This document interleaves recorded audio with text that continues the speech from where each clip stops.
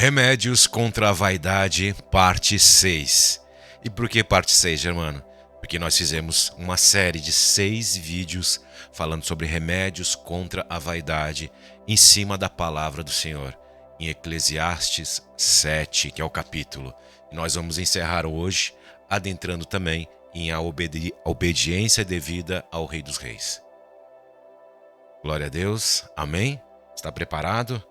Então nós terminamos ontem nesse versículo 26, que diz assim: E eu achei uma coisa mais amarga do que a morte, a mulher cujo coração são redes e laços, e cujas mãos são ataduras. Quem for bom diante de Deus escapará dela, mas o pecador virá a ser preso por ela.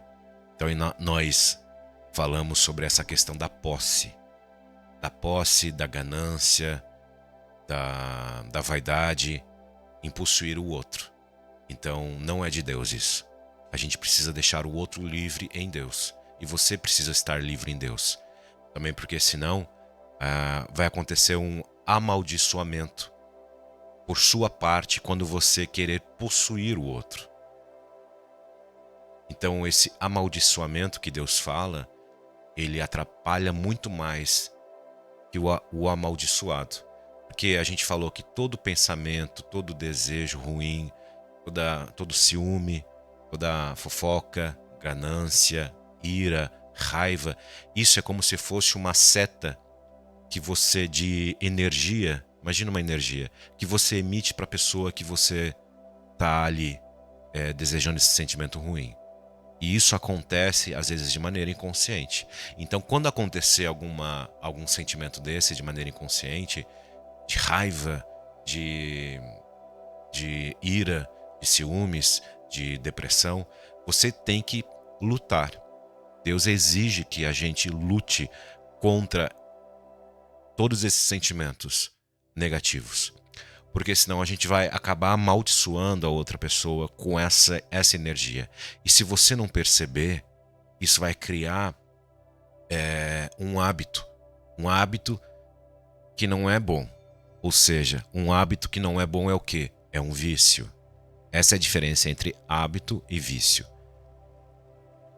Porque vício é também um hábito. Mas a gente pode falar que hábito é uma coisa boa. Então esse conselho no versículo 26, ele está nos alertando sobre isso. Sobre essa questão da sabedoria. Então todo o Eclesiastes 7, ele está falando sobre essa sabedoria de Deus, que vai proteger você e vai proteger o outro também.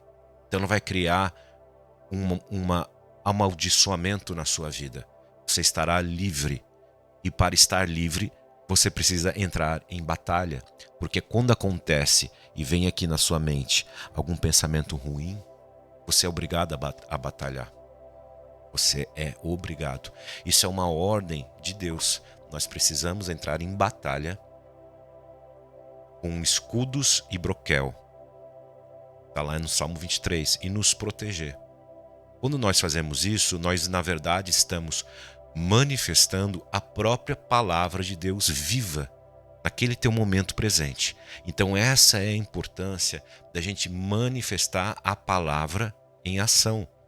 E essa ação, muitas vezes, não é somente uma ação física, mas é uma ação que passa no íntimo da sua cabeça.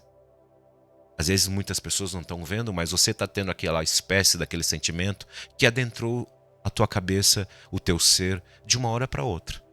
Isso não acontece? Fala para mim. Acontece. Faz parte da nossa constituição humana. Então essa palavra aqui, ela está nos alertando assim: filho e filha, aqui é o próprio pai que está falando. Vão acontecer sentimentos que vão adentrar o teu ser. E esses sentimentos não vão ser bons. Vão ser sentimentos mundanos. De desejo, de vingança, de ira, de raiva, de ciúmes, de inveja, de desejar aquilo que não é seu. E esses sentimentos, você, filho e filha minha, eu obrigo você a entrar em batalha. para tirar isso do seu caminho. E isso vai acontecer de modo constante por toda a sua vida aí na Terra. E para fazer isso, você primeiro vai ter que ter consciência, você vai ter que entrar num processo de purificação. Por quê? Porque quando uma coisa está pura, ou seja, uma água clara, você consegue ver o fundo da piscina.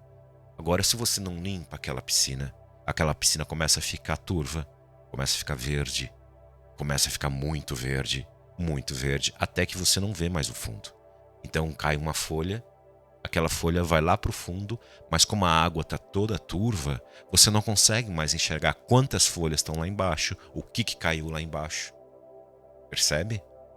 Amém? Então, Deus ele nos coloca aqui nesse mundo numa batalha. E essa batalha é uma batalha interna que acontece no seu íntimo. E por isso que a gente precisa orar, a gente precisa jejuar, e a gente precisa ter consciência e precisa adquirir sabedoria. É toda a base do Eclesiastes. Adquira a sabedoria. E essa sabedoria vai ser como a herança do Pai, que vai dar para a sua eternidade. Então Deus ele compara a sabedoria tão importante quanto a herança. O que é a herança do Pai? É a salvação e você estar do lado dele, salvo por toda a eternidade e viver coisas novas, coisas grandes e maravilhosas. Então a sabedoria é esse processo para você chegar nesse local. Então é como se fosse uma escada. Nós vamos subindo, vamos subindo, vamos subindo, vamos subindo, vamos subindo, até chegar lá, nesse local, completamente purificados, com muita sabedoria, sem amaldiçoar ninguém, sem ser amaldiçoado. E quando alguém passar por algum sentimento negativo em relação a você, você vai saber se defender. Defender da forma que Deus nos ensina. Então, essa palavra, ela é arrebatadora. E ela modificou completamente a minha vida, o Eclesiastes 7. Porque há 2 anos atrás, a gente começou eu relatei isso no vídeo 1, na parte 1 dessa série. Começou quando meu pai teve um AVC e ele estava completamente inconsciente lá. Na tabela de Glasgow, ele estava no 3, ou seja, completamente inconsciente. Com uma expectativa que os médicos falaram que ia... Uma expectativa horrível por parte dos médicos. Mas Deus tinha uma expectativa maravilhosa para o meu pai e para minha família. E restaurou ele, trouxe ele, deu vida novamente.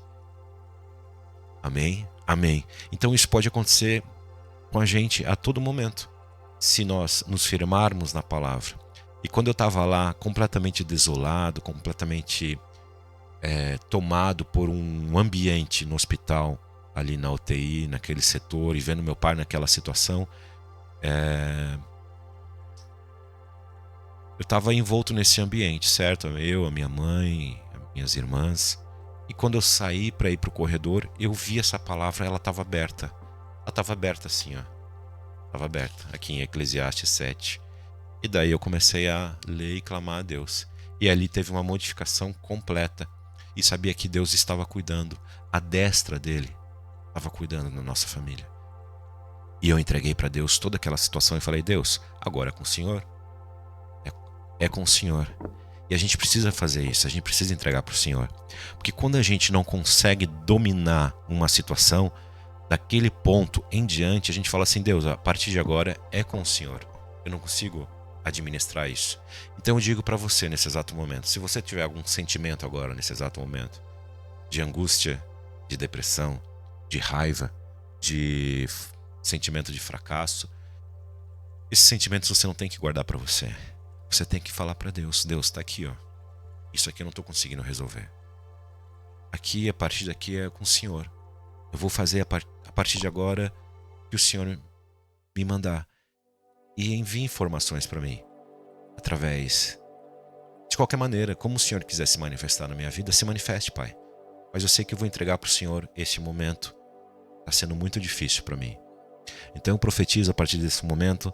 E a gente está encerrando Eclesiastes 7, glória a Deus. Com essa palavra, eu profetizo na sua vida que você vai ter sabedoria. E você não vai parar na sabedoria degrau 1, você vai continuar no degrau 2 da sabedoria. Depois você não vai parar no degrau 2 da sabedoria, você vai para o degrau 3 da sabedoria. E você sabe que daí você vai para o degrau 4 da sabedoria, ou seja, você vai adquirir cada vez mais sabedoria. Porque você sabe, você tem a consciência que esses degraus são uma escada. A escada construída pelo próprio Deus Pai, que é o caminho e é a porta e é a verdade. E esses degraus de sabedoria em sabedoria, de glória em glória, de graça em graça, vai fazer com que você chegue mais próximo do Pai Todo-Poderoso, face a face com Ele. E lá você receberá o ápice da sua herança de Deus. E você estará muito mais leve a partir desse momento, muito mais tranquilo no Senhor. Agora eu profetizo isso na sua vida. A partir desse momento, você estará mais leve. Você terá mais clareza. A sua piscina, a piscina da sua vida não estará suja nem turva. Você vai conseguir encontrar o fundo. E nessa piscina você vai ser feliz. Você vai estar um dia ensolarado. E você vai entrar nessa piscina com a sua família, com seus amigos. E você vai desfrutar dessa piscina porque você está no caminho da sabedoria. Amém? Glória a Deus. Você ficou arrebatado com essa palavra? Então escreva aqui embaixo: eu tenho a sabedoria de Deus e não dos homens. Olha só, eu tenho a sabedoria de Deus e não a dos homens. Eu tenho a sabedoria do Deus Pai Todo-Poderoso e não a dos homens. Amém? Ou você pode falar assim: eu me baseio pela sabedoria do Deus Pai Todo-Poderoso e não me baseio pelos conselhos do homem. Porque tolo é aquele que é aconselhado pelos homens. Esta é uma advertência do Deus Pai. Então, eu quero que você tenha um dia maravilhoso em Cristo. Amém? Amém. Amém? Amém. Amém? Amém. Glória a Deus. Até a próxima. Oração da tarde. Curta, se inscreva no nosso canal. Nós estamos fazendo oração todos os dias, 3 vezes por dia. Então venha para essa grande comunidade. E você vai ir para o próximo nível com toda certeza em Cristo. É o próprio Deus que está levando a gente. É o próprio Deus que está levando a gente para o próximo nível. Amém?